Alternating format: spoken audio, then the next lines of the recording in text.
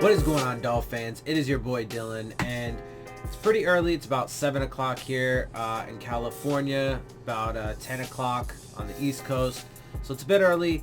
It's day 2 of the tampering period. Tomorrow is the official new league year, and free agency will officially start tomorrow. But there are a couple more days, today anyway, yesterday and today, where, teams are able to start actually talking and getting, contracts essentially in place. They can't officially go into place until tomorrow. But a lot has happened. A lot happened yesterday. I'm sure there's going to be a lot more that continues to happen.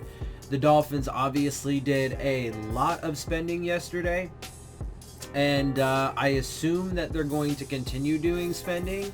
I would assume that they're still going to bring in at least, a couple more free agents, 1 or 2 at least anyway. There's still a possibility they could sign a big name running back, possibly even Melvin Gordon. So we'll have to wait and see how that plays out.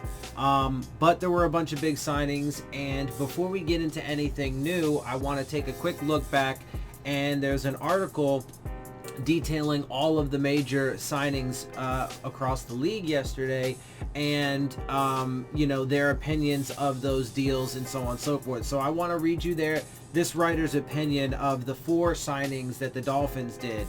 There was 5. There's the safety Clayton something or other that but he's not in this list. At least I didn't see him in this list. So I'm gonna go over the 4 big ones: Kyle Van Noy, Eric Flowers, Byron Jones, and I can't remember the other one off the top of my head, but we'll get to it. Anyway, so here we go.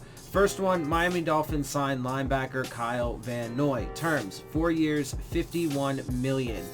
Dolphins head coach Brian Flores was bound to land a former member of the New England Patriots defense that he used to coach, which is why it wasn't surprising that Kyle Van Noy agreed to ink a deal with Miami on the opening day of the legal tampering period for free agents. But the Dolphins essentially doubled Van Noy's salary from 2019. $6.3 million was what he got in 2019, an average annual value.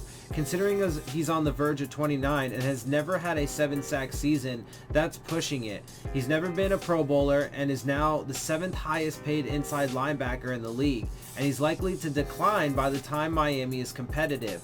The Dolphins have a lot of money to spend, but this purchase was probably a mistake, and they gave it a grade of D. Look, like I said, for sure on paper, it's definitely an upgrade, although I thought that the linebacker unit certainly was the strongest unit there and certainly still is the strongest unit on the defense. But Kyle Van Noy also does add some pass rush ability.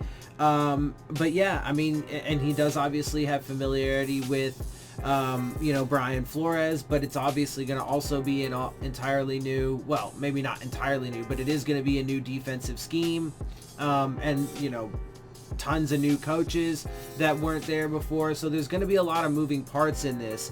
And again, it's a massive contract, and he's getting old, and absolutely, I think it's unquestionable that he's going to decline by the time the Dolphins are even close to competitive. But what about if it happens this year? What if he's not, what if outside of New England, and what if not, when he's not with Bill Belichick and blah, blah, blah. Tom Brady, by the way, is actually leaving the Patriots. So let's see if he actually goes somewhere. If he does, then that'll be interesting, and I will be a little surprised. And I will have been wrong for sure, because I definitely and still think that he's more likely to retire than go someplace other than the Patriots. But it is confirmed, he confirmed that he will not be going to the Patriots. So, but he did say that, his football journey is going to lead elsewhere. Although technically that also could be like a broadcasting gig, on one of the major networks or something. Anyway, so back to Kyle Van Noy. So, there's definitely some upsides, and it is, an upgrade, certainly in the pass rush department than what we had last season. But let's also remember that the bar wasn't set very high, right? So it's not going to take much to be able to get past that. And let's see. I mean, let's see if he can play at that kind of level. And then also, let's note that Vince Beagle is a kind of Kyle Van Noy, you know, prototype or whatever. He's kind of, you know, that's kind of who he resembles in his play and so on. So, you know, and they just tendered him. That will push him down, you know, the roster, which is not a terrible thing. He's a good guy to have on special teams and, you know, can definitely play well in, you know, a reserve or spot role. And we have Raekwon McMillan and Jerome Baker as well, who expect to see extended playing time. So, you know, it's not terrible, and it's certainly good to have depth. But, you know, maybe that shows, especially because they signed it, 4 years? Maybe they don't really think that Vince Beagle, after all, is going to be, you know, what they need him to be. I don't know. Or maybe they just feel like he needs more time or something like that. Anyway, there's a lot going on here. So that's what they had to say about him. Now let's go ahead and move on to the next one, which is Byron Jones. So Miami Dolphins signed cornerback Byron Jones. Term 5 years, a 5-year deal, $82.5 million, $57 million guaranteed.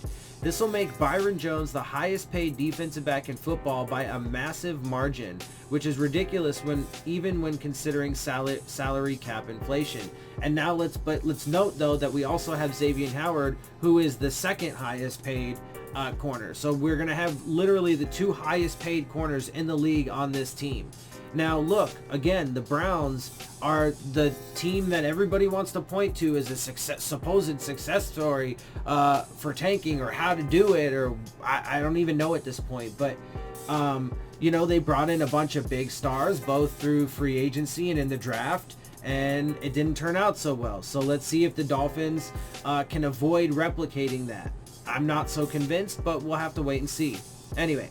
But we have the two highest paid corners in the league now on the team. So theoretically, you know, that secondary should be pretty fucking strong at this point, even though we don't really have much at safety at this moment. And, you know, theoretically with Shaq Lawson and Kyle Van Noy, our pass rush should be better and give the defensive backs more of an opportunity.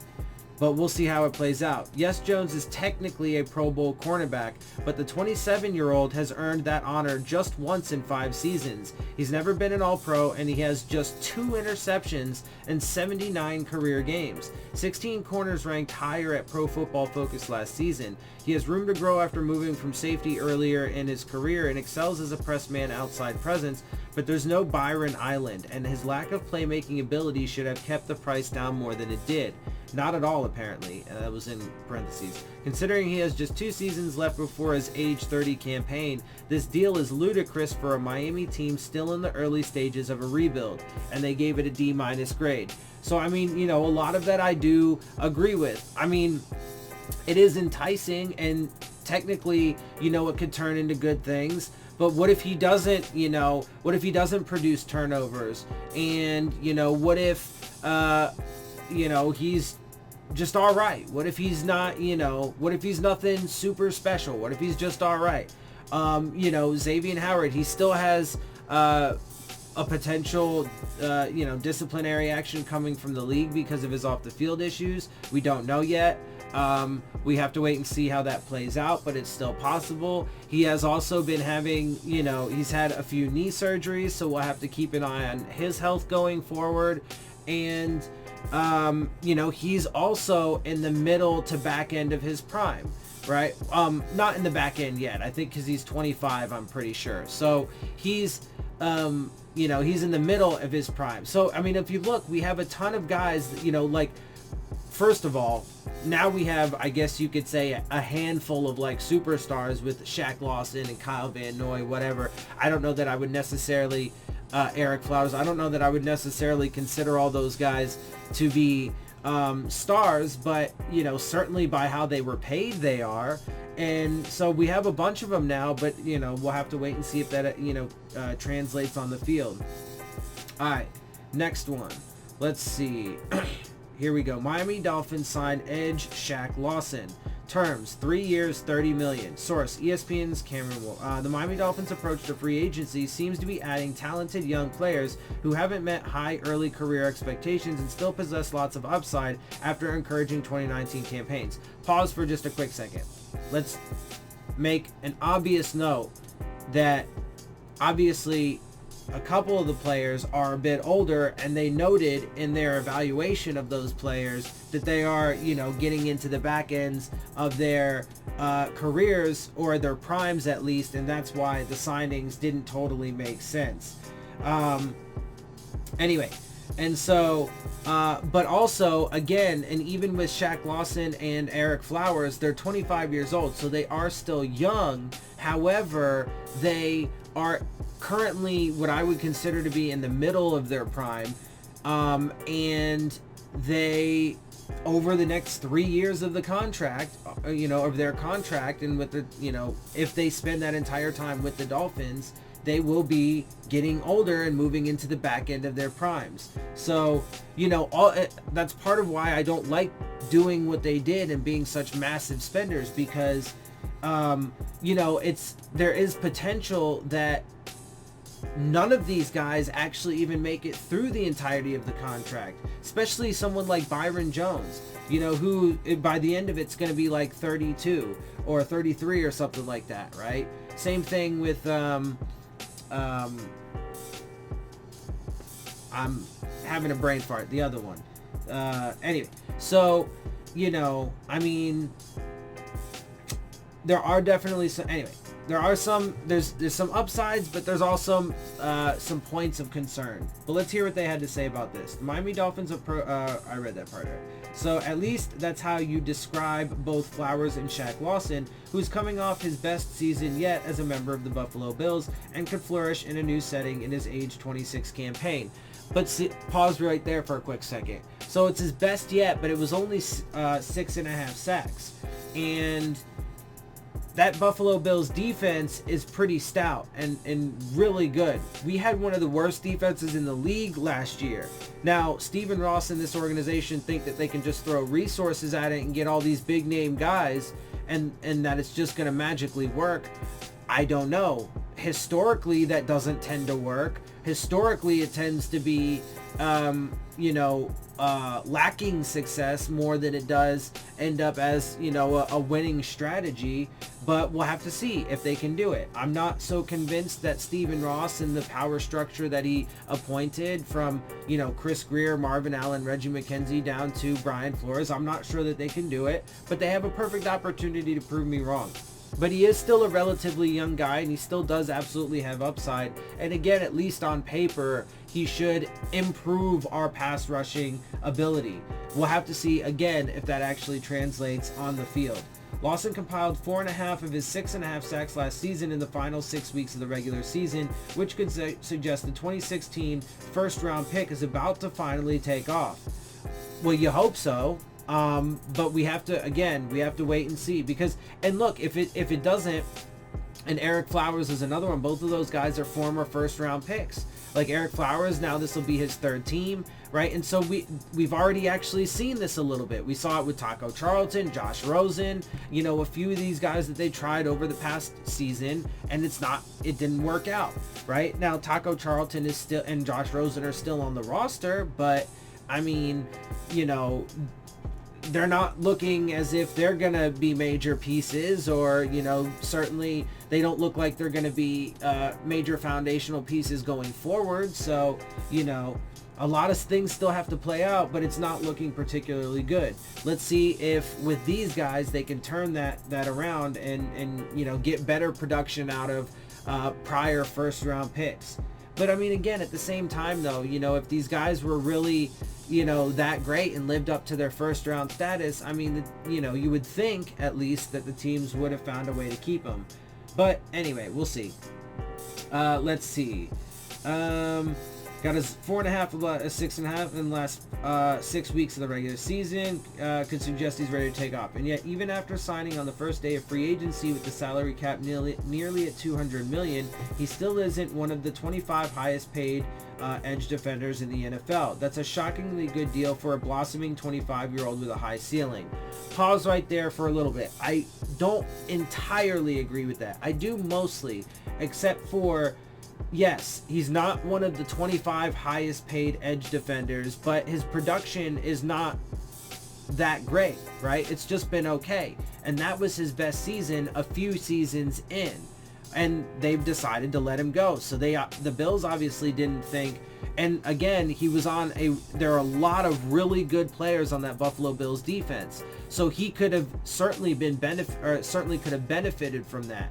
Maybe on a not so strong Miami Dolphins defense. Now again, theoretically on paper, this defense is gonna, look to be like world beaters, but there's no guarantee of that. And if they're not, then especially if the offense is inadequate and they end up having to stay on the field for too long and then get tired and then subsequently hurt, like what happened a lot last season, then everything could just unravel, and it just, maybe he doesn't have but a few sacks. Maybe he regresses in that way. It's certainly possible.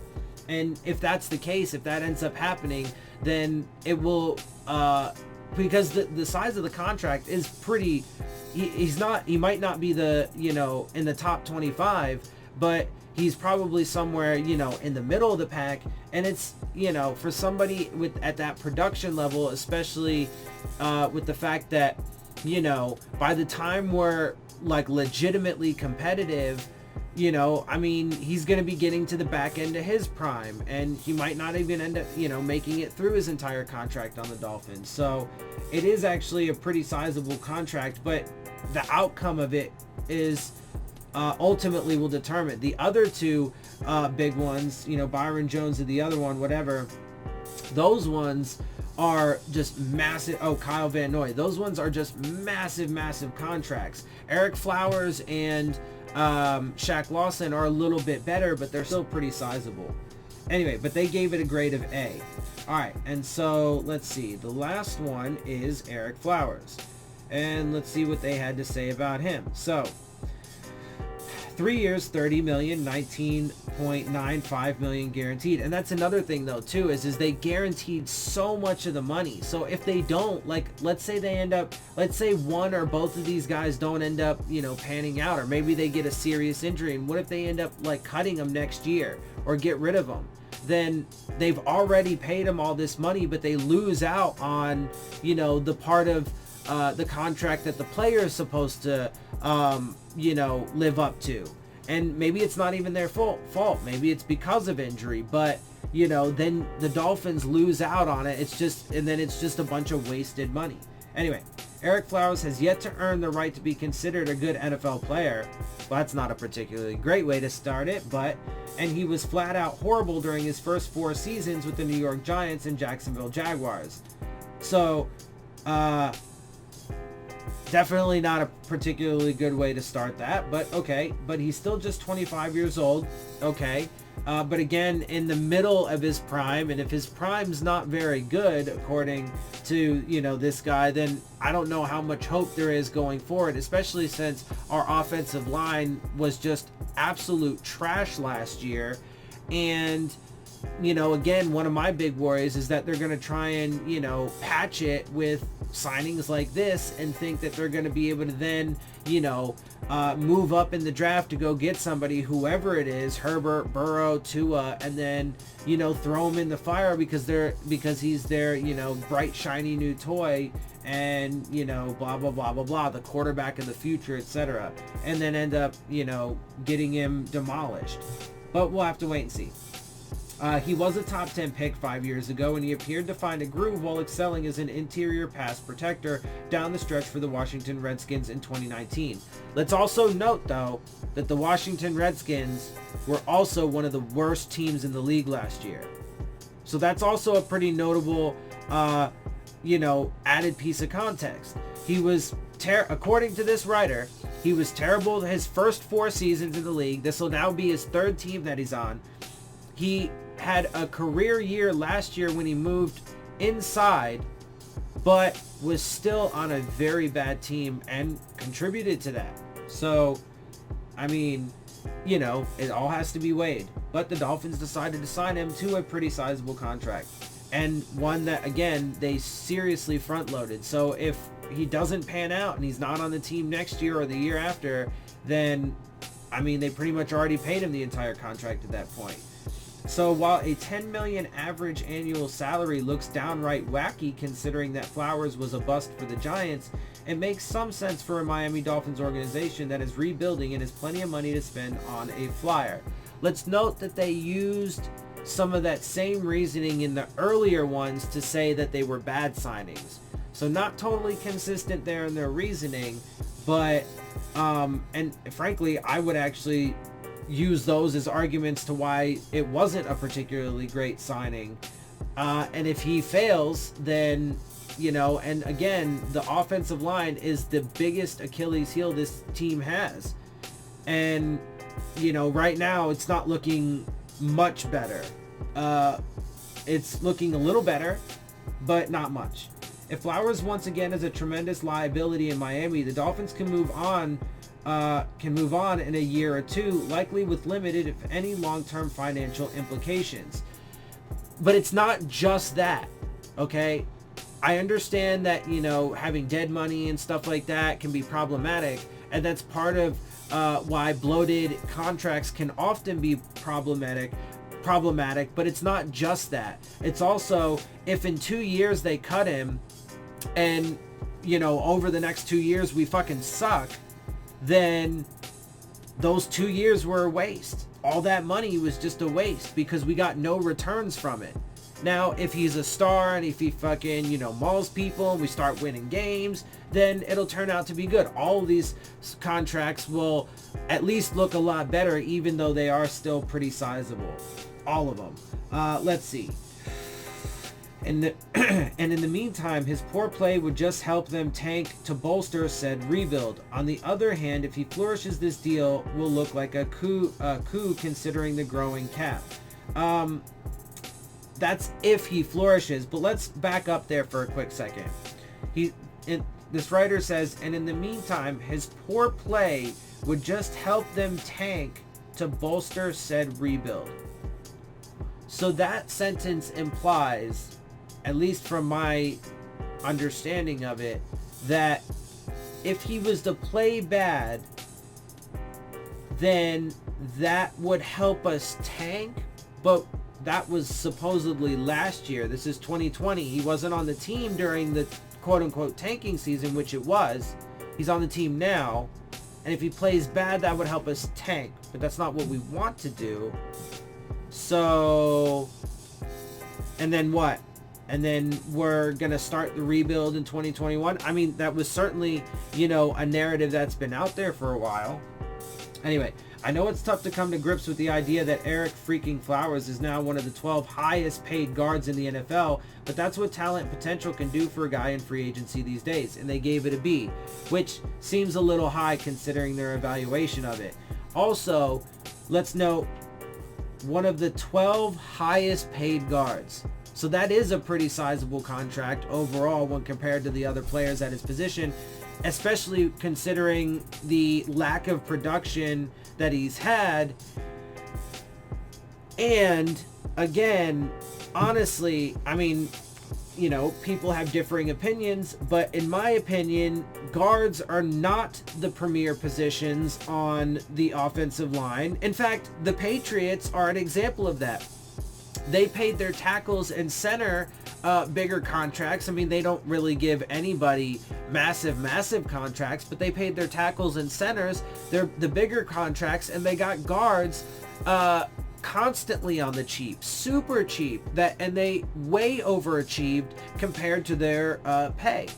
And so, look, you know, the way you build the offensive line, if you're gonna spend big on the offensive line, you know, either way, if it's gonna be in free agency, which I don't agree with, honestly, I would say that the best way to do it is obviously through the draft, but you take, you know, those skeletal players, right? The two bookends, the tackles and the center, you take those, historically, if it was a philosophy that I would implement, the way I would do it is generally I would aim to take those guys as the blue chip players, right? Try and get those positions as the best players at the top of the talent, right? So like, Laramie Tunsil or some of, the guys that are coming out this year, Andrew Thomas or Tristan Wirfs, right? Guys like that. You want to get those guys. So that way when they do get past or through their rookie contract and you're going to come to a point where you're going to sign them to a big deal to lock them down for the future, it's worth it because, one, of draft status, because of how high they were, and because it actually is the premier positions on the offensive line. And then you can get guards for cheap. Anyway, but they're doing things totally opposite to how I would do things. People still somehow spin last year into some sort of success. I mean, I don't know how you can frame it that way. It was a massive dumpster fire of a disaster, but okay. Let's see how this year goes. I mean, they proved me right on a lot of things. I was wrong on a couple things for sure. But, I was pretty much right that they were going to be absolutely garbage last year. And let's see if, this year is going to be huge. This year is going to be absolutely huge, because if they don't get this right, and if they suck this year, and if they have another bad draft, like their first one under this regime, and so on and so forth, if these, big name free agent signings end up being, not very good and don't really help the team and, whatever, then my assertions about their overall philosophy from Jump Street will be proven right. That it was stupid, that it was foolish, especially if, some of the players that we got rid of, most notably Ryan Tannehill, continue to have success. And it's, real quick, just a side note on that, it's inconceivable to me, like, people still keep trashing Tannehill. And they're like, they keep saying that he's going to regress, but it's funny because they will simultaneously say that he's going to regress this upcoming season, but the Titans and he were successful last year because they had Derrick Henry and a good offensive line and et cetera, et cetera. But they're going to have all of that this year. And the team that won the division last year is imploding because Bill O'Brien is a fucking moron and is now the GM and doing just stupid shit.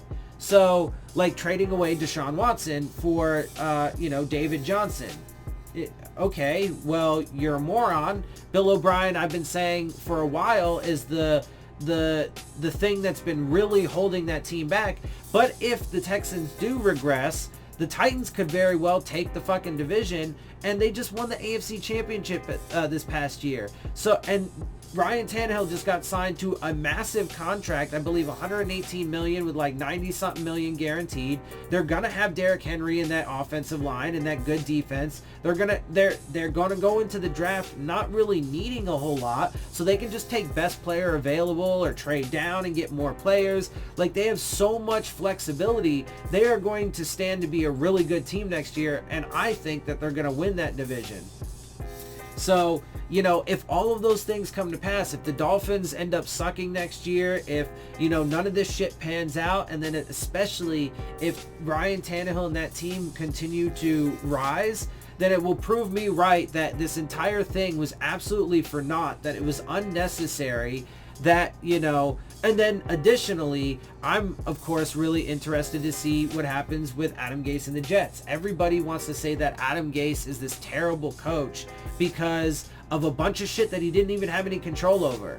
Like, literally, they call him a bad coach because of a hurricane, getting displaced to California, having to travel more, and the first 3 weeks of the season, then most teams had to travel all season, including a London game, which gave up one of their home games. They had to play 11 straight games because the bye week. got canceled because of that hurricane. They had to fire an offensive line coach because he was snorting coke in the fucking team facility. They had a linebacker go AWOL before their first game. None of this is under his control, but he gets blamed for it, and he's a bad coach for that. Why? Even though he was directing Ryan Tannehill to one of the best seasons that he had, and they made it to the playoffs for the first time in 8 years. I mean, none of it is logically consistent, but apparently, I mean, I know the reality. We live in a world where logic and reason and facts and data just don't fucking matter. And to the point about Tannehill, everybody's like, you know, oh, he did really good last season, but it was only because of Derrick Henry, etc., and he didn't do that well in Miami. But that's just not accurate. He holds so many Dolphins records. He holds, including rookie records. He holds a NFL record. And I mean, the stats also speak for it. Like, it just, none of it is logically consistent to say that he's a bad quarterback or that he only has thrived last year because of those other factors. It's part of it, and it's a major reason why he was unfortunately unable to succeed here in Miami. But, you know, anyway. You guys get it.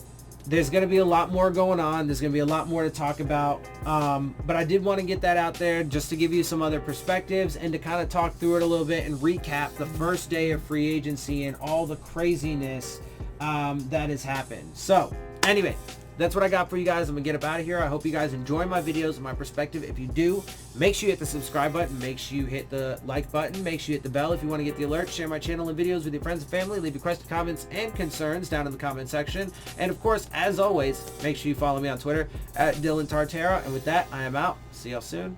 Fins up.